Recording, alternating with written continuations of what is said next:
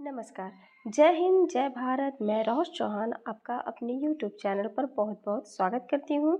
हम पढ़ रहे थे क्लास 8 एनसीईआरटी हिस्ट्री चैप्टर 2 और क्या नाम था इस चैप्टर का? व्यापार से साम्राज्य तक कंपनी की सत्ता स्थापित होती है। हम जान रहे थे इस चैप्टर में कि व्यापार से शुरुआत करने वाले ब्रिटिश ईस्ट इंडिया कंपनी जो भारत देश में आए थे, वो अपनी कंपनी के सत्ता स्थापित करते हुए किस प्रकार से हमारे भारत देश पे अपना साम्राज्य को और भी ज़्यादा विस्तार पूर्वक आगे बढ़ा रहे थे। हमने ये भी देखा कि पूर्व में ईस्ट इंडिया कंपनी का आना और किस प्रकार से वो अपने तरीके से क्या क्या काम किए और साथ ही साथ ईस्ट इंडिया कंपनी ने बंगाल में किस तरीके से अपने व्यापार की शुरुआत की है और वहाँ पर युद्ध के थ्रू, जैसे कि हमारा प्लासी का युद्ध, बक्सर के युद्ध करते हुए वो आगे की ओर बढ़ते हुए निरंतर वो अब आगे मैसूर तक पहुंच चुके थे। और मैसूर तक पहुंचते हुए उन्होंने टीपू सुल्तान की भी सेनाओं को हराते हुए फाइनली एक युद्ध नहीं, दो युद्ध नहीं, तीन युद्ध नहीं, चौथे युद्ध तक वो हरा चुके। और फिर उनको हराने के बाद वो अपना किस तरीके से अपने शासन को, कंपनी के शासन को और भी ज़्यादा फैलाते हुए आगे बढ़ रहे थे निरंतर। और वैसी प्रकार से आगे बढ़ते हुए अब वे कहाँ जा पहुँचे? अब वो टीपू सुल्तान वाला हमने देखा, ये शेर मैसूर वाला, किस प्रकार से मैसूर में टीपू सुल्तान को इन्होंने हराया। फिर भी यहाँ पर इन्होंने बहुत अच्छे से ये टीपू सुल्तान जो कि इतने इजी नहीं इनको माने, क्योंकि इनको हारने का टीपू सुल्तान का सबसे बड़ा मुख्य रीज़न ये नहीं था कि अंग्रेज़ों ने इन्हें हराया। रीज़न यह था कि इनका साथ नहीं दिया मराठों ने। यदि मराठे साथ देते, टीपू सुल्तान का, मैसूर का साथ देते, तो शायद आज इतना बुरा स्थिति नहीं होता है कि वो मैसूर पर विजय प्राप्त कर पाते।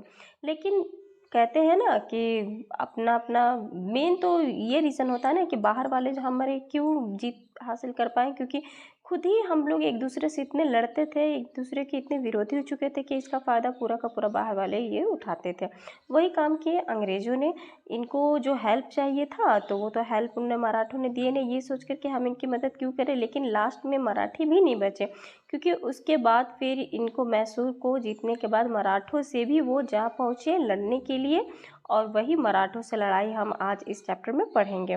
अब देखिए मराठे क्या करेंगे, क्योंकि उनको शुरुआत में लगा कि हम आपकी मदद क्यों करें, हमें कोई करने की ज़रूरत नहीं है। उन्होंने अंग्रेज़ों की मदद की और साथ ही साथ अंग्रेज़ों की मराठे ने मदद तो की, साथ ही साथ वो और भी चीज़ों में अंग्रेज़ों का साथ दिए, जिसके कारण हम ये अंग्रेज़ तो कंपनी तो जीत गई। टीपू सुल्तान के फतह में हैदर अली को मार डाला और प्लस टीपू सुल्तान को भी मार डाला। और आगे चल कर के युद्ध में हैदर अली के जाने के बाद टीपू सुल्तान, हालांकि उनके पुत्र, फिर दो दो युद्ध उन्होंने फिर भी संभाले अपने तरीके से, लेकिन फिर भी उन्होंने लास्ट में चौथा युद्ध होते थे जो 1799 में उनके नेतृत्व जो मैसूर संभाले थे, तो लास्ट में ये भी जो न रह पाए, न जीत पाए, लास्ट में इनको भी दम तोड़ना पड़ा। रीज़न यही था।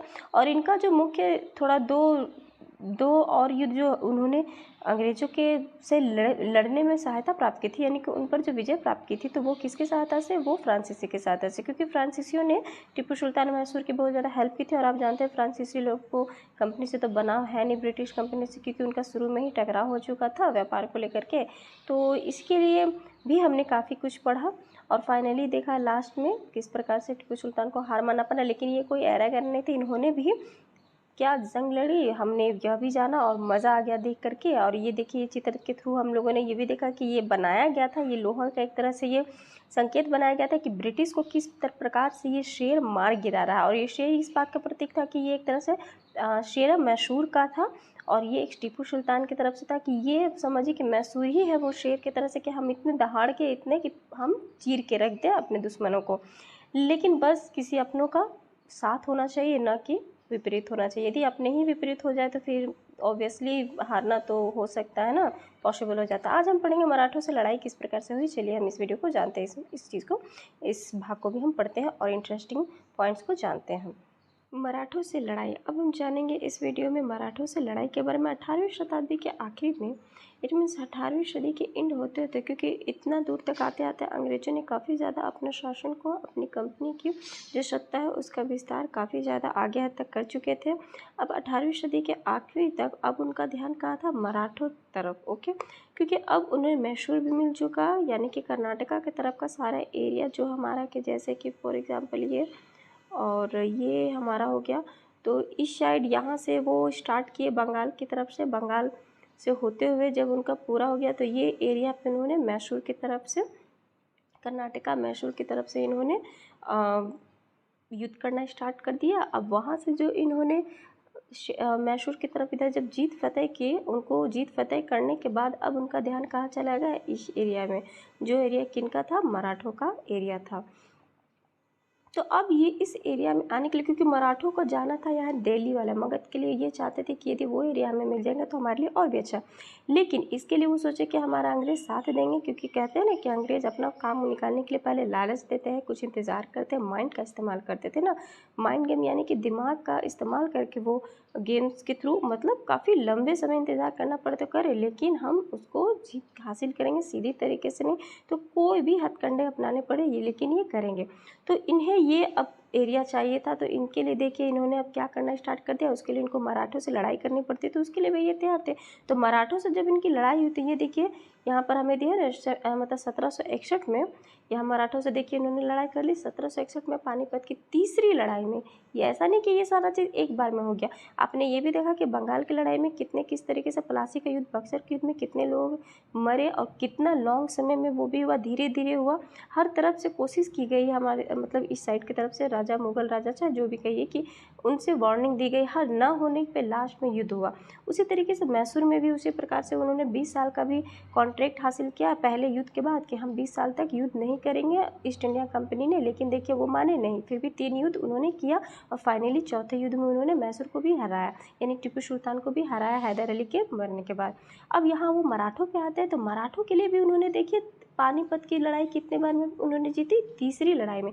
यानी इससे पहले भी 2 बार उन्होंने मराठों के साथ युद्ध किया और उसमें उन्होंने हासिल जीत नहीं की, यानी जीत फतेह नहीं की, तो उन्होंने हार नहीं मानी और लास्टली तीसरी लड़ाई में उन्होंने मराठों से भी जीत हासिल कर ली। और जीत हासिल करने के बाद जब तीसरी लड़ाई में हार के बाद दिल्ली से देश का शासन चलाने के लिए मराठों का सपना चूर चूर हो गया, क्योंकि मराठे चाहते थे कि हम दिल्ली पर शासन करें और दिल्ली का जो भी है वो सब हमारे थ्रू चले, लेकिन ऐसा हो नहीं पाए, क्योंकि अंग्रेज़ों को तो ऑलरेडी, उन लोग को तो धीरे धीरे बढ़ता जा रहा था ना अपना, तो वो इन्हें हटा करके अब अपना चलाने लगे, जिसके कारण यही बताया जा रहा है कि उनका जो सोच था मराठों का, वो सपना अपना अधूरा का अधूरा रह गया। अब कई राज्यों में ये उन्होंने, मतलब ये बांट दिया गया, वो बट गए कई राज्य में। अब इन राज्यों की बागडोर सिंधिया कहाँ कहाँ बटी है, तो ये बताया जा रहा है सिंधिया, होलर, गायकवाड़ और भोसले जैसे अलग अलग राजवंशों के हाथों में थी।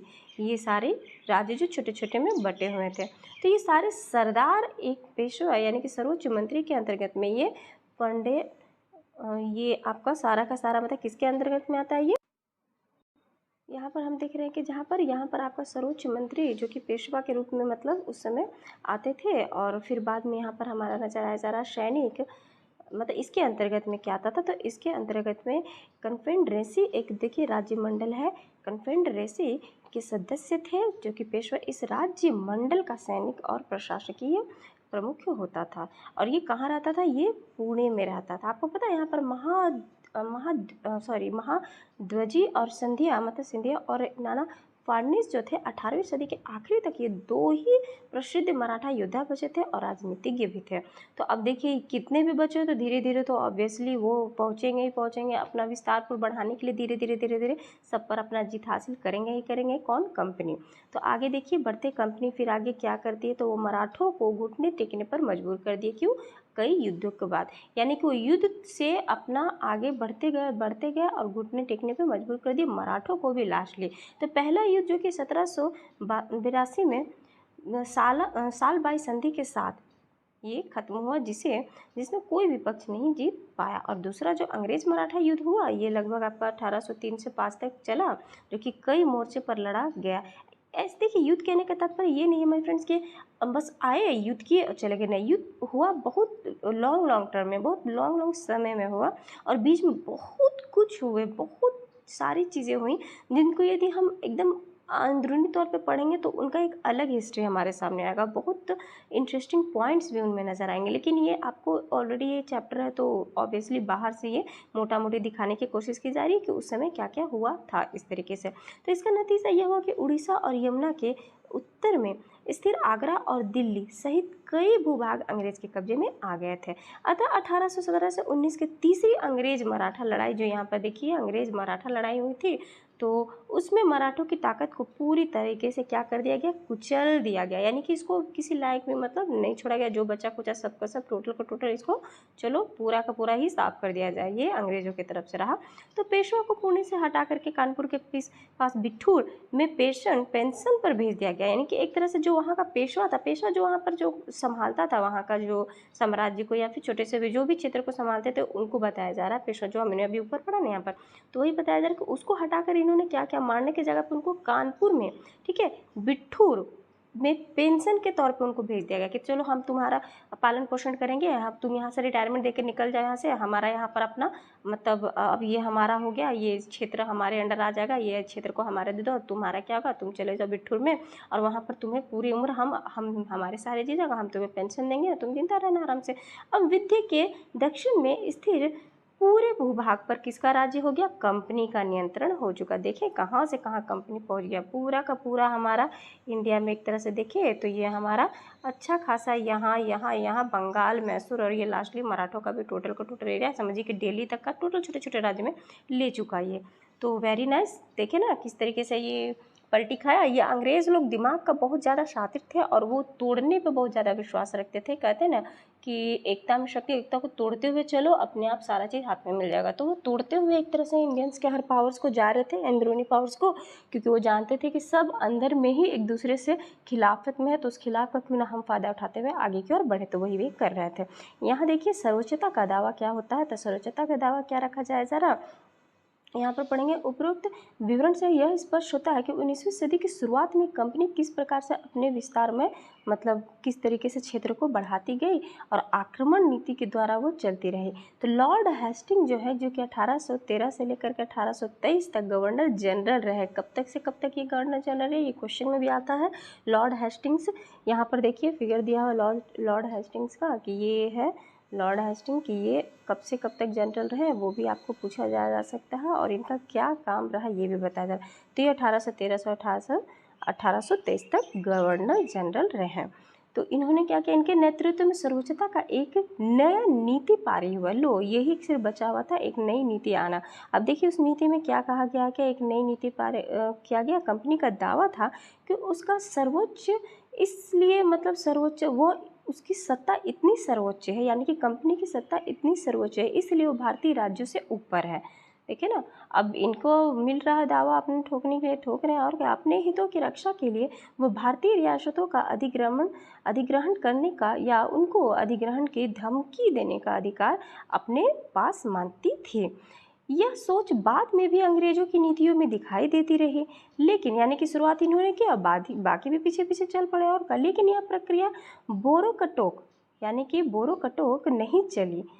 और उदाहरण के लिए जैसे कि जब अंग्रेज ने कत्तूर, यानी फिलहाल कर्नाटक में है, कहाँ पर है, कर्नाटक में है। देखिए कत्तूर रानी की बताया जा रहा है, इसके बारे में पढ़ेंगे।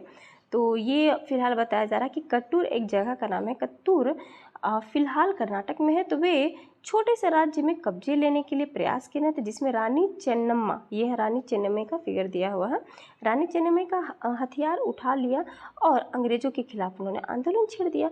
1824 में उन्हें गिरफ्तार किया गया और 1829 में उन्हें जेल में उनकी मृत्यु हो गई। चेन्नम्मा के बाद कत्तूर स्थित संगोली के एक गरीब चौकीदार रायन्ना के एक प्रतिनिधित्व जारी रखा गया। चौतरफा समर्थन और सहायता से उन्होंने बहुत सारे ब्रिटिश शिविरों और दस्तावेजों को नष्ट कर दिया। आखिरकार उन्हें भी अंग्रेजों के पकड़कर 1830 में फांसी में लटका दिया गया, इन्हें फांसी पर लटका दिया गया। और प्रतिरोध के ऐसे कई दूसरे उदाहरण आप इस किताब में आगे पढ़ेंगे। बिल्कुल बाबा, इतना ही देख करके लग रहा है कि कितना मुश्किल रहा होगा वो दौर। इन लोग का जो मन अपने तरीके से नीति पारी कर दे रहे हैं, जो मन अपने तरीके से ये अपने तरीके से चला रहे हैं, और बाकी इधरों को क्या हो भारतीय का उससे कोई मतलब नहीं है। मतलब दूसरों का राज्य तो ये ऐसे हड़प रहे हैं ना, जैसे कि कोई कहते हैं ना कि जैसे फ्री फोकट का बिछा हुआ हर सामान हो, बस लेते जाओ लूटते जाओ लूटते जाओ, फ्री फोकट का मिल रहा है, थोड़ा और ले लेते हैं क्या जाता है, थोड़ा और ले लेते हैं क्या जाता है, और जिसका जा रहा है उसको पता चल रहा है ना कि क्या जा रहा है, इनको क्या है। तो देखिए इसमें देखिए कटूर रानी चेम्मा का स्मृति बनाई गई है। ये मूर्ति में मतलब उनके हाथों में जो बताया जा रहा है कि अपने तरीके से अपना जो भी है इनका ली हुई है, और इनका एक तरह से यह तो ये हथियार ली हुई किस तरीके से, तो ये ऐसा क्यों हुआ ये भी हम आगे पढ़ेंगे, क्योंकि ये भी जानेंगे, ये भी इम्पोर्टेंट है। और इन्होंने नीतियों में इन्होंने क्या मतलब लिखे थे वो भी हम जानेंगे कि क्या इन्होंने मतलब नीतियाँ पारित की थी। तो 1830 के दशक के अंत में ईस्ट इंडिया कंपनी रूस के प्रभाव से बहुत डरी हुई थी। रूस के प्रभाव से ये डर गई थी, क्योंकि कंपनी को भय था कि कहीं रूस का प्रभाव पूरे एशिया में फैलकर उत्तर पश्चिम और भारत को अभी अपनी चपेट में न ले। इसलिए डर के चलते अंग्रेज अब उत्तर पश्चिम भारत पर अपना नियंत्रण स्थापित करना चाहते थे। लो, इनको भी डर है, खुद तो इधर कर रहे हैं, बाकी जगहों का भी इनको अभी तक डर लगा हुआ है। तो इसी तरीके से 1838 से 1842 के बीच यहाँ पर हमें बताया जा रहा है 1838 से 42 के बीच अफगानिस्तान के साथ एक लंबी लड़ाई लड़ी और वहाँ अप्रत्यक्ष कंपनी शासन स्थापित कर लिया। 1800 यानी कि 1843 से संधि भी कब्जे में आ गया इनके, यानी कि संधि को भी इन्होंने सिंध को भी कब्जे में कर लिया। Very nice. इसके बाद पंजाब की बारी आई। लो, अब पंजाब में भी अब इनका ध्यान मतलब कुछ भी छोड़ना नहीं है, जो मिल रहा लेते जाओ। तो यहाँ महाराजा रणजीत सिंह ने कंपनी की दाल मतलब नहीं गलने दी, यानी कंपनी ने अपने तरीके से पूरा झांसा डालने की कोशिश की। उनमें भी बहुत प्रकार के एक से एक मतलब रिझाना, ये वो ये बहुत प्रकार से उलझाने की कोशिश की, लेकिन वो अपने इनका दाल नहीं गलने दी, उनको घुसने का मौका नहीं दे रहे थे। तो 1839 में उनकी मृत्यु के बाद इस रियासत के साथ 2 लंबी लड़ाइयाँ हुई और आखिरकार 1849 में अंग्रेजों ने पंजाब का भी अधिग्रहण कर लिया। देखिए इनमें ना पेशेंस बहुत ज़्यादा है, कुछ भी कहिए माय फ्रेंड्स, पेशेंस रखना किसी भी काम में मोस्ट इम्पॉर्टेंट। देखिए अंग्रेजों के पास वो इंतज़ार करते हैं, जो राजा हिलता नहीं था, जो भी हिलते नहीं थे, देना नहीं चाहते थे, अब ये वेट करते थे कि ये कब डेथ करे, या तो उनको मार दिया जाता था या तो वेट किया जाता था कि इनके जाने के बाद जो नेक्स्ट आएगा ना उसके बाद हम हथियाएंगे, लेकिन हथियाएंगे जरूर, छोड़ेंगे नहीं। तो अब देखिए विलय नीति के बारे में, विलय नीति में क्या क्या मतलब होता है उसके बारे में हम जानेंगे। तो यहाँ विलय नीति को चलिए आइए हम समझते हैं। अधिग्रहण की आखिरी लहर जो थी 1848 से 1856 के बीच गवर्नर जनरल लॉर्ड डलहौजी के शासनकाल में चली। लॉर्ड डलहौजी ने देखिए नई नीति पारित की, विलय नीति, जिसको क्या नाम है, विलय नीति। ये देखिए हम जानेंगे लॉर्ड डलहौजी ने क्या नई नीति लाई, तो विलय नीति लाई। आखिर ये विलय नीति क्या है? इस सिद्धांत इस तर्क पर आधारित था कि अगर किसी शासक की मृत्यु हो जाती है और उसका कोई पुरुष वारिस नहीं है, स्त्री नहीं पुरुष, यानी मेल फीमेल नहीं, तो उसकी रियासत हड़प कर ली जाएगी, यानी कंपनी के भूभाग का हिस्सा बन जाएगा। और इस सिद्धांत के आधार पर एक के बाद एक कई रियासतें, सतारा और सबलपुर, उदयपुर, देख रहे हैं ना क्या क्या माइंड ये लोग लगाते हैं माय फ्रेंड्स। देखिए कितना दिमाग से ये लोग चलते हैं, इन लोगों का माइंड को क्या कहना, क्या शातिर माइंड के ये लोग भी लेकर के आए थे वहाँ से। इन लोगों का दिमाग देखिए कि जो विलय नीति इतना अच्छा डलहौजी लाए थे, इन लोगों का तो एक से एक मतलब अपने ही में ये लोग क्या क्या दिमाग ला करके, ऐसे ही नहीं है उस साम्राज्य को हासिल किए, इतना आसान नहीं था। पैसेंस तो साथ साथ एकदम क्लेवर माइंड भी था इनके हाथ में। और जितनी कूटनीतियाँ होती है ना, कूटनीति, वो सारे के सारे राजनीति के लोग में भरे हुए थे। ये लोगों ने ऐसी नीति लाई कि यदि कोई शासक राजा है और वो यदि मृत्यु हो जाती है उनकी, तो उनका जो भी पुत्र होगा, यानी कि जो भी उनका वारिस होगा, वो सिर्फ पुत्र होना चाहिए। यदि उनकी पुत्र पुत्री दोनों ही, तो पुत्री का मान ही नहीं होगा, पुत्री का कोई वैल्यू नहीं है। देखिए फीमेल का एकदम पर्सन ही काट दिया, उनका ध्यान है सिर्फ मेल पे कि यदि वो पुत्र ही होना चाहिए। यदि पुत्र नहीं रहा तो जितना भी उसका दौलत, जितना भी शासन जो भी उसका, जितना भी वहाँ का, जितना भी कंपनी का रियासत, जितना, वो सारा का सारा किसके हाथ में जाएगा? कंपनी के हाथों में जाएगा। वो सारा का सारा ये ले लेंगे, कंपनी ले लेंगे। और ये देखिए ज़रूरी नहीं कि हर शासक या हर राजा का पुत्र ही हो, पुत्री भी होती है। जैसे फॉर एग्जांपल हम लोग वो रानी लक्ष्मीबाई का लेते हैं। देखिए रानी लक्ष्मीबाई का भी वही स्टोरी आ गया ना, जो वो मराठों में हुआ था। तो उनमें क्या था कि वहाँ पर पुत्र नहीं हुए थे, पुत्र हुए थे रानी लक्ष्मीबाई जो हम लोग पढ़े थे ना, तो उसमें अरे बहुत ट्विस्टेड है जी। हिस्ट्री में बहुत ट्विस्ट छिपा हुआ, लेकिन बहुत ट्विस्ट उभारा नहीं गया है। बहुत जगह जहाँ ज़रूरत है उसी के अकॉर्डिंग हमें सिर्फ पढ़ाया गया। तो उसमें पुत्र था, तो पुत्र को नहीं रहने के कारण बचपन में किसी रीजंस की वजह से वो मर जाता है, तो मृत्यु हो जाती है उसकी। तो जिसके कारण सिर्फ रानी लक्ष्मीबाई होती, तो उसको क्या करना पड़ता, हाफ टाइम तो उनको समझिए कि एक तरह से पुत्र के रूप में उनको लोगों के सामने रखा जाता है, अंग्रेजों के इस डर से कि कहीं ये पूरा का पूरा साम्राज्य हड़प न ले, कंपनी अपनी ओर न ले ले, क्योंकि ये कहा कि कोई भी इस शासन का कोई भी, यहाँ का कोई भी पुत्र शासक नहीं है, तो ये पूरा का पूरा हमें चाहिए, ये उसको हड़प न ली जाए। इसलिए वहाँ का वारिस को दिखाने के लिए मतलब वो बन के रहती थी अपने छवि में। ये बात अलग है कि आगे चल के फ्यूचर में पता चल जाता है सबको कि वो एक स्त्री थी, और जिसके कारण वो पीछे भी नहीं हटती है, पूरा डट कर मुकाबला करती है, और आखिरकार आगे देखते हैं आप क्या होता है। तो फिलहाल हमें इस टॉपिक को पढ़ना है, वो टॉपिक में जाएंगे तो फिर हम यहाँ गड़बड़ हो जाएगी। तो यहाँ पर देखिए जैसे कि हम देख सकते हैं कि कौन कौन सा राज्य इनके हाथों में आ गया। यहाँ पर देखिए सतारा जो कि 1848 में, संबलपुर जो कि 1850 में, उदयपुर 1852 में, नागपुर 1853 में, और झांसी 1854 में अंग्रेजों के हाथ में चली गई। आखिरकार 1856 में कंपनी ने अवध को भी अपने नियंत्रण में ले लिया। लीजिए और क्या रह गया, और भी बढ़ते चलिए। और क्या, इस बार अंग्रेजों ने एक नई तर्क दिया। क्या तर्क दिया, तो उन्होंने कहा कि अवध की जनता को नवाब के कुशान से आज़ाद कराने के लिए कर्तव्य से बंधे हुए हैं, इसलिए वे अवध पर कब्जा करने को मजबूर हैं। अपने प्रिय नवाब को जिस तरह से गद्दी से हटाया गया, उसे देखकर लोगों में गुस्सा भड़क उठा, और अवध के लोग भी 1857 के महान विद्रोह में शामिल हो गए। बिल्कुल गुस्सा आएगा, ये जनता तो आंख बंद करके बैठी हुई नहीं ना, पट्टी तो नहीं बंधी हुई, वो तो सब चीज़ देख ही रहे हैं ना। वो तो डे टू डे देख रही होंगी कि लो ये अंग्रेज जो है वो हमारे सामने क्या क्या कर रहे हैं। बस फ़र्क इतना है कि वो सिर्फ और सिर्फ देख सकती हैं, कुछ करने का उनके हाथ में इतना बड़ा पावरफुल नहीं है, क्योंकि उनके पास पैसा प्रॉपर्टी उतना नहीं है। लेकिन फिर भी उनको एक मौका चाहिए, और जंग लड़ने का विद्रोह जो कि 1857 में उन्होंने शामिल कर लिया अपने विद्रोह के रूप में, क्योंकि पूरा का पूरा भड़ास निकालना, चलो जब मौका मिले तभी भिड़ जाओ। तो ये देखिए यहाँ फिगर दिया हुआ संबलपुर के वीर सुरेंद्र शाह का चित्र यहाँ दिया हुआ। ये लोग, ये भी नहीं है कि इतना आसानी से ये लोग ये सारा का सारा जो एरिया यहाँ दिखाया गया नहीं, ये सब हासिल कर लिए। ये सब हासिल करने के लिए भी उन लोगों को लड़ाइयाँ लड़नी पड़ी, ये टोटल रियायतों में, मतलब यहाँ का रियायतों को हासिल करने के लिए। तो जो भी जंग लड़े गए, तो उन सब के लिए यहाँ पर देखिए आपको दिखाया गया है इस फिगर में। यहाँ पर देख सकते हैं कि देखिए यहाँ पर बताया जा रहा भारत का पहला चित्र, जो कि ए, बी और सी तीन रूप में यहाँ हम लोग को बताया जा रहा है भारत का चित्र 11 में, कि यहाँ पर दिखाया जा रहा है कि भारत 1779 का बताया जा रहा है कि ये येलो कलर का जो फिगर दिख रहा है ना, कि ये अभी इतना था इनका जो बनारस वाला एरिया था। धीरे धीरे जब ये 40 तक पहुँचे, तो ये देखिए कितना फैलाव हुआ, यहाँ पर ब्रिटिश शासन के अधीन जो भेजा गया। और लास्ट में क्षेत्र जो यहाँ पर बताया गया, ये देखिए क्या हाल हो गया, यहाँ पर कितना ज़्यादा अत्यधिक में हमें मतलब दिख रहा है। तो इस फिगर के अकॉर्डिंग आप माइंड में ये कंसेप्ट रखिए माय फ्रेंड्स, कि यहाँ पर फिगर के थ्रू हमें यही बताया जा रहा है कि ये जो येलो कलर का फिगर बताया जा रहा है, ये ब्रिटिश शासन के अधीन क्षेत्र थे, यानी कि ये सारे क्षेत्रों पर इन्होंने कब्जा कर लिया था। जो येलो कलर का, जो रेड जो है वो बचा कुचा जो माल था, जो मैं सॉरी मेरा मतलब बचा कुचा क्षेत्र था, तो ये बची हुई थी क्षेत्र। तो आगे देखिए ये क्या से क्या यहाँ था, 1797 में क्या था, और लास्ट में देखिए हमारे सामने 1857 में कितना चेंजिंग आ गया, ये देख सकते हैं, फिगर के थ्रू भी जान सकते हैं। आगे नए शासन की स्थापना किस प्रकार से हुई, कैसे, वो भी चलिए हम पढ़ते हैं, जानते हैं और जान लेते हैं। गवर्नर जनरल वॉरेस हास्टिंग जो थे, यानी कि हेस्टिंग्स जो थे, वो 1773 से 1785 उन बहुत सारे महत्वपूर्ण व्यक्तियों में से था जिन्होंने कंपनी की ताकत फैलाने में अहम भूमिका अदा की थी।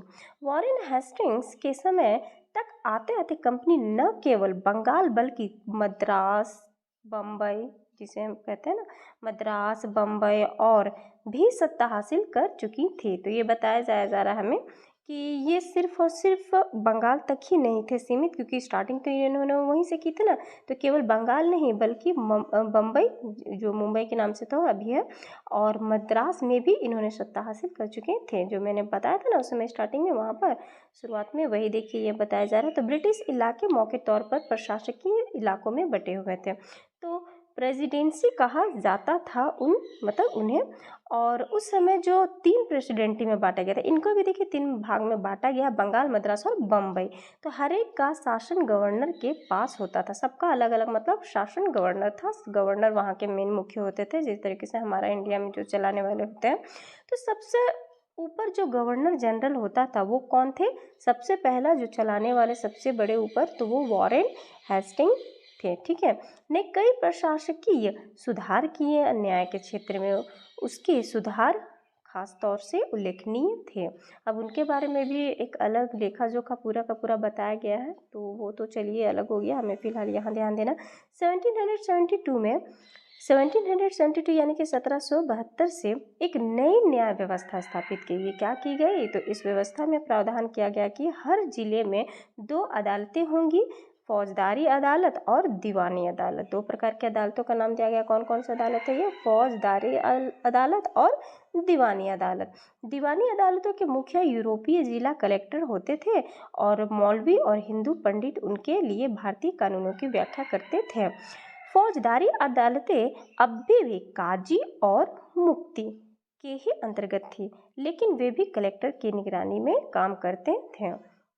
यहाँ देखिए फिगर आपको दिया गया है। जब वॉरेन हेस्टिंग 1785 में इंग्लैंड लौटा तो एडमंड बर्के ने उस समय बंगाल का शासन सही ढंग से न चलाने का आरोप जड़ दिया था। तो इस आरोप के चलते हेस्टिंग पर ब्रिटिश संसद में महाभियोग का एक तरह से मुकदमा चलाया गया था, जो 7 साल तक चला। तो ये वो दिखाया गया दृश्य आपको फिगर के थ्रू। यहाँ एक बड़ी समस्या थी कि ब्राह्मण पंडित धर्मशास्त्र की अलग अलग शाखाओं के हिसाब से स्थानीय कानूनों की अलग अलग व्याख्या कर देते थे। इस भिन्नता को खत्म करने के लिए, समरूपता लाने के लिए 1775 है ना, यानी कि 1775 में 11 पंडितों को भारतीय कानूनों का एक संकलन तैयार करने का काम सौंपा गया। N.B. हॉलैंड यानी कि N.B. हॉलहेड ने इस संकल्प का अंग्रेजी में अनुवाद किया और 1778 तक यूरोपीय न्यायाधीशों के लिए मुस्लिम कानूनों की भी एक संहिता तैयार कर ली गई थी। 1773 के रेगुलेटिंग एक्ट के तहत एक नए सर्वोच्च न्यायालय की स्थापना की गई थी। इसके अलावा कलकत्ता में अपील दायर यानी अदालत जो सदर निजामत अदालत की भी स्थापना की गई थी। यानी कि अब अदालतों की भी स्थापना की जाने लगी, क्योंकि बहुत मुकदमा, बहुत सारे अलग अलग प्रकार के केसेस उस समय आते थे जो कि उनको भी सुलटाना था। और वो धीरे धीरे देखिए किस तरीके से कहाँ फैलाव कर रहे हैं।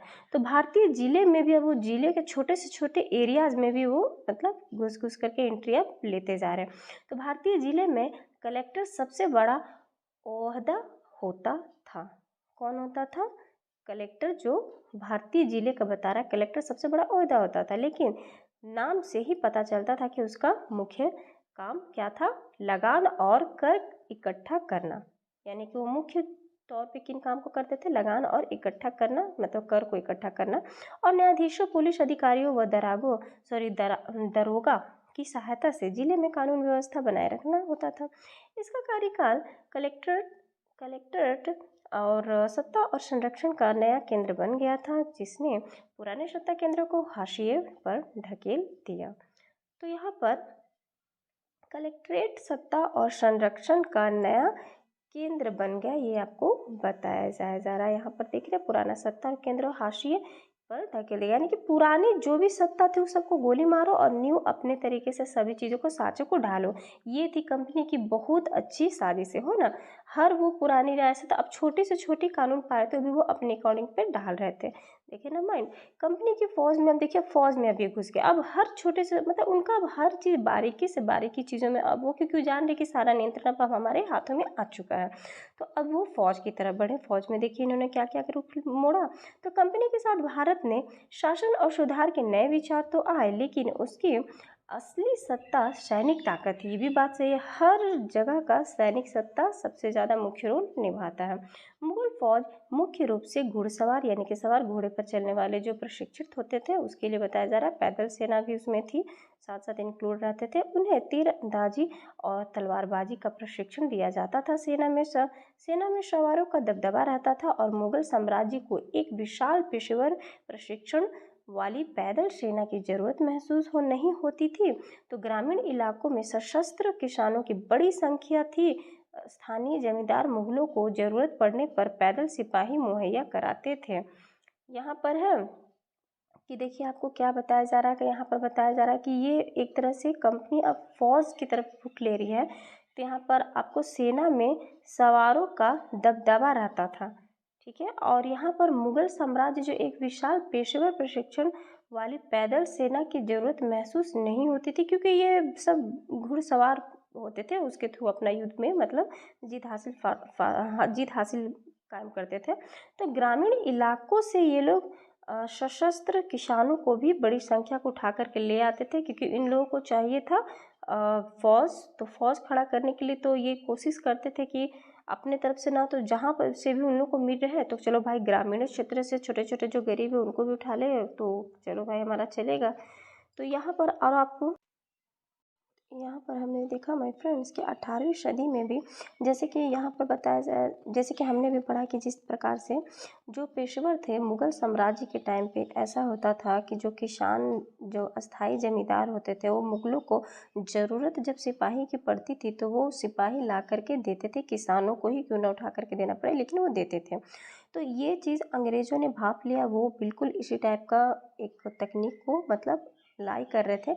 18वीं सदी में उन्होंने भी अवध और बनारस जैसी रियासतों में किसानों की भर्ती करके पेशेवर सैनिक का प्रशिक्षण दिया और उन्हें एक तरफ से यह सूरत बदलने लगी धीरे धीरे, मतलब बदलाव लाए उन्होंने। ईस्ट इंडिया कंपनी ने जब अपनी सेना के लिए भर्ती शुरू की तो उन्हें भी लगने लगा कि यह तरीका हमें भी अप्लाई करना चाहिए। कौन सा तरीका? जैसे कि साम्राज्य में मुगल साम्राज्य के लिए जो पहले हमारे स्थानीय जमींदार लोग करते थे, नॉर्मल लोग को भी चलो भाई जब ज़रूरत है सेना के जिस वक्त, तो उस वक्त पैदल मुहैया कराने वाले भी उस वक्त सेनाएं दी जाती थी। तो ये चीज़ ये अंग्रेज़ों के भी माइंड में चलने लगा कि चलो ये हमारे लिए भी प्रॉफिट हो सकता है, इस तरीके से हमारे में भी सेना भर्ती ज़्यादातर बढ़ सकती है, क्योंकि इनके पास भी बहुत चीज़ों का मतलब हो रहा था। वो क्या हो रहा था आगे हम बताते हैं।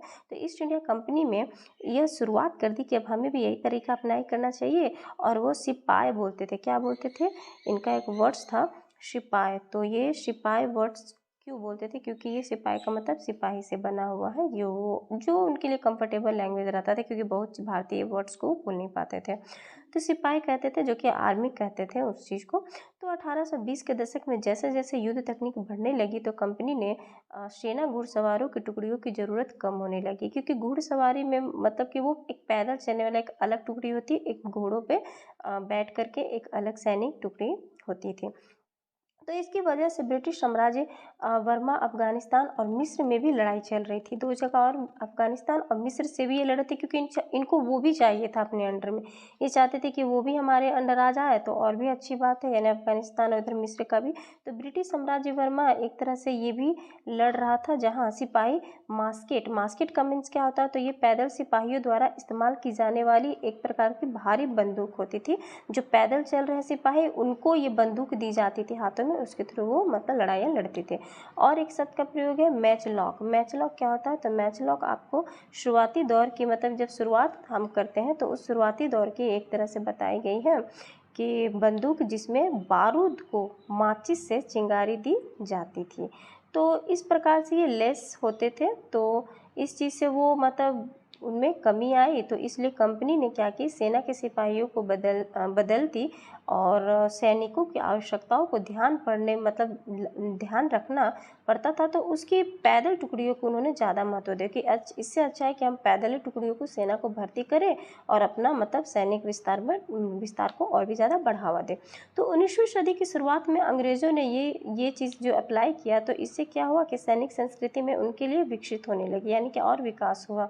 और सिपाहियों को यूरोप ढंग से प्रशिक्षण दी जाने लगी, यानी वो अपने तरीके से उनको एक तरह से गाइडेंस करने लगे, अपने तौर तरीके से उनको प्रशिक्षण देने लगे, अपने अकॉर्डिंग में वो अभ्यास कराने लगे और अनुशासन देने लगे। वो अपने तरीके से उन सिपाहियों को ढालने लगे, किसी भी जंग में किस प्रकार से आपको हारना है, मतलब जीतना है, जीत हासिल करने के लिए इस टाइप का भी करने पड़े, वो भी मतलब उनको जो भी अपना सही लगे वो अप्लाईमेंट करने लगे। यहाँ पर देखिए क्या दिया हुआ, कंपनी के लिए काम करने वाला बंगाल का एक सवार एक अज्ञात भारतीय चित्रकार बनाया गया, ये चित्र दिया गया है जो कि 1780 का है। यहाँ पर मराठों और मैसूर के साथ हुए युद्धों के बाद कंपनी को अपनी घुड़सवार टुकड़ियों को मजबूत करने की असहमति समझ में आने लगी। वो बताया जाए ज़रा, अब तो समझ में आएंगी ना जब वो हाथ से निकल जाने के बाद। तो नियंत्रण था और इस कोशिश में कभी कभी समस्या भी आ जाती थी, क्योंकि पेशेवर सिपाहियों की सेना खड़ा करने के चक्कर में अंग्रेज कई बार जाति और समुदाय की भावनाओं को नज़रअंदाज कर देते थे। भला लोग अपनी जातीय और धार्मिक भावनाओं को इतनी आसानी से कैसे छोड़ सकते थे? क्या वे खुद को अपने समुदाय का सदस्य मानने की बजाय सिर्फ सिपाही मान सकते थे? अब अंग्रेजों को भाई आपका धर्म क्या है, आपका कर्म क्या है, आप किस प्रकार से, क्या आपकी भावनाएं रखती है, आपकी धार्मिक रखती है, इससे उनको कोई भी लेना देना नहीं था। वो अपनी मनमानी और अपने तरीके से उन पर सिपाहियों को अपने तरीके से प्रशिक्षण देना चाहती थी, अपने तरीके से गाइडेंस करना चाहते थे। लेकिन क्या उन सिपाहियों की क्या अपनी कोई आंतरिक इच्छा नहीं थी, अपनी क्या कोई धार्मिक भावनाएं नहीं थी? बिल्कुल थी। सिर्फ और सिर्फ वो अपने आप को सिपाही माने ऐसा तो होता नहीं ना। तो सिपाही क्या महसूस करते थे, यहाँ बताया ज़रा, सिपाही क्या महसूस करते थे अपने जीवन और अपनी पहचान, यानी वे कौन है, इस बात के एहसास में जो बदलाव आ रहे थे उनको सिपाही ने किस तरह देखा। और 1857 यानी कि 1857 का विद्रोह हमें सिपाही की इस दुनिया की झलक दिखाता है। ये सारा का सारा भड़ास कहाँ निकला? 1857 के विद्रोह में, है ना। तो ये 1857 के विद्रोह में निकला। इस विद्रोह के बारे में हम लोग इस अध्याय में नहीं, अच्छे से विस्तार पूर्वक किस चैप्टर में पढ़ेंगे? चैप्टर 5 में, यानी कि अध्याय 5 में।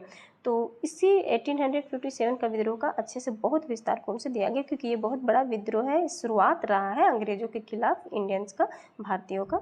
तो इसमें तो ऑब्वियसली, चलिए इस टॉपिक पे जाएंगे तो फिर उसी में रह जाएंगे। निष्कर्ष क्या निकलता है? निष्कर्ष हमें यही निकलता है कि ईस्ट इंडिया कंपनी एक व्यापार कंपनी से बढ़ते बढ़ते, देखिए बढ़ते बढ़ते कहाँ आ गई? एक भौगोलिक औपनिवेशिक शक्ति बन गई। अब औपनिवेशिक शक्ति क्या होती है? जो एक देश दूसरे देश को मतलब अपने अकॉर्डिंग जो भी कार्य कराती है, उसी के अकॉर्डिंग हमारा आर्थिक, राजनीतिक, सामाजिक जो भी है सब उनके अकॉर्डिंग काम करना।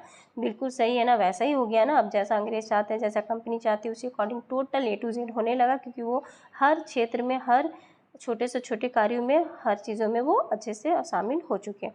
तो इसलिए औपनिवेशिक शक्ति बन गई। कहा गया है कि एक तरह से मतलब हम है, हमारा देश है, लेकिन सब चीज़ टोटल A to Z चल रहा है उनके अकॉर्डिंग। तो औपनिवेशिक शक्ति बन गया, और क्योंकि एक देश का किसी और देश का किसी और देश पर नियंत्रण, उसी को औपनिवेशिक काल कहते हैं। तो 19वीं सदी की शुरुआत में नई भाप तकनीक के आने से यह प्रक्रिया और तेज हो गई। तब तक समुद्र मार्ग से भारत पहुंचने में 6 से 8 माह का समय लग जाता था। भाप से चलने वाले जहाज़ों ने यह यात्रा 3 हफ्तों में समेट दी। इसके बाद तो ज़्यादा से ज़्यादा अंग्रेज और उसके परिवार भारत जैसे दूर देश में आने लगे। ये पैराग्राफ में आपको बताया जाएगा माय फ्रेंड्स कि पहले जो जिस तरीके से शुरुआत व्यापार से इनकी हुई ना, तो व्यापार से अपने इंग्लैंड से यहाँ भारत तक, यानी कि पूर्व में आने तक के जो समय लगता था वो 6 से 8 महीने का लगता था, है ना। नाव से वो 6 से 8 महीने का सफ़र तय करके आते थे, क्योंकि इतना क्लोज तो था नहीं, इतना पास में तो था नहीं कि तुरंत आ जाते। आने में बहुत ज़्यादा सागरों का एक तरह से बहुत दूर है ना। और ये आगे चल के, लेकिन ये जो समय काल है वो सिमट गया, यानी कि कम हो गया। कम कितने में हो गया? वो हो गया 3 हफ्तों का। कितने का हो गया? 3 हफ्तों का हो गया। कैसे हो गया? क्योंकि उसके बाद वो भाप से चलने वाले जहाज़ से आने लगे ना। अब उनमें भाई पैसा आ गया, टेक्निकल आ गया, अपना माइंड आ गया, तो अब पैसों से ही तो सारा चीज़ें नई से नई एक तरह से खोज होती है ना। जिसमें पैसा लगे तो वो चीज़ और भी ज़्यादा बेटर टू बेटर बन जाती है ना। तो उसी प्रकार से ये बन गई। अब भाप से चलने वाली 3 हफ्ते में वो अपना दूरी तय करने लगे। तो जब इतना कम समय लगने लगा, तो अब जिनको नहीं भी आना वो भी अब भारत की ओर आने लगे। क्यों? अपना फ़ायदा के लिए। तो लगभग 1857 तक भारतीय उपमहाद्वीप के 63% भूभाग और 78%, है ना, आबादी पर कंपनी का सीधा शासन स्थापित हो चुका था। देश के शेष भूभाग और आबादी पर कंपनी का अप्रत्यक्ष प्रभाव था। इस प्रकार से व्यवहारिक स्तर पर ईस्ट इंडिया कंपनी पूरे भारत को अपने नियंत्रण में ले चुकी थी। ये देखिए, पूरा भारत को अब अपने नियंत्रण में ये धीरे धीरे ले चुकी है। तो ये हमारा निष्कर्ष निकला इस चैप्टर का। यहाँ पर एक छोटा सा आपको दिया गया है, अन्यंत्र में दक्षिण अफ्रीका में दास व्यापार। यहाँ दक्षिण अफ्रीका का बताया जा रहा है दास व्यापार। अच्छा, ये दक्षिण अफ्रीका का दास व्यापार को बीच में क्यों लाया गया है? इसको इसलिए लाया गया है क्योंकि जब डच व्यापारी 17वीं सदी में दक्षिण अफ्रीका पहुँचे थे तो जल्द ही दास व्यापार शुरू हो गया था। लोगों को बंधक बना करके जंजीरों में बांधकर दास व्यापारों को बेचा जाने लगा था। 1834 की दास प्रथा के अंत में समय में अफ्रीका के दक्षिण सिरे पर स्थिर कैप के निजी स्वामित्व में दासों की संख्या 30,774 थी। तो 1824 में कैप आने वाले ये यात्री ने वहाँ होने वाली नीलामी की आंखों देखी ब्यौरा प्रस्तुत किया गया है। ये तो ये एक छोटा सा आपके लिए दिया गया है, ये आप पढ़ भी सकते हैं। ये बताया जा रहा है कि जैसे कि कभी कभी क्या होता था कि बीच में जब वो इंडिया में आ रहे थे, लड़ाइयाँ इतनी ज़्यादा हो रही थी कि ब्रिटेन की, के बीच में उन लोगों को अपने मतलब काम करने वाले मजदूर चाहिए थे। तो मजदूर की कमी के कारण दक्षिण अफ्रीका से बहुत सारे मजदूरों को उन्होंने उठाया। सोचा दक्षिण अफ्रीका में जाते हैं, वहाँ से कुछ कामगार मजदूर को, जो गरीब होते हैं, जो सक्षम नहीं है लड़ने के लिए, जो इनके असहाय है, जो पैसे वाले नहीं है, उनको वो उठाते थे अलग अलग एरिया से और उनको जंजीर में बांध करके अपने काम के लिए अपने जगह पर वो बांध करके उनको नाव से मतलब ले करके जाते थे। ये एक अलग स्टोरी है जो कि बहुत ही दुखदायक है। इसको पढ़ने या देखने के बाद काफ़ी चीज़ मतलब दिमाग में चलता है। तो इस प्रकार से ये दास व्यापार बताया जा रहा है जो कि सबसे बड़ा और सबसे बुरा, इससे बुरा क्या बोला जा सकता है, ये व्यापार था। तो उन लोगों के लिए जो इनका शिकार हो जाते थे। तो माय फ्रेंड्स, इस चैप्टर में हमने बहुत कुछ देखा, बहुत कुछ समझा और यह जाना कि हम हिस्ट्री में वाकई में चले गए, बहुत चीज़ों में हम रूबरू हो गए कि व्यापार से शुरुआत करने वाले जो ईस्ट इंडिया कंपनी थी वो अपने साम्राज्य तक कैसे आ पहुँची, किसके थ्रू? कंपनी के थ्रू। तो वो व्यापार से साम्राज्य तक इस पार्ट का इसलिए नाम दिया गया है और कंपनी की सत्ता स्थापित किस प्रकार से उन्होंने की।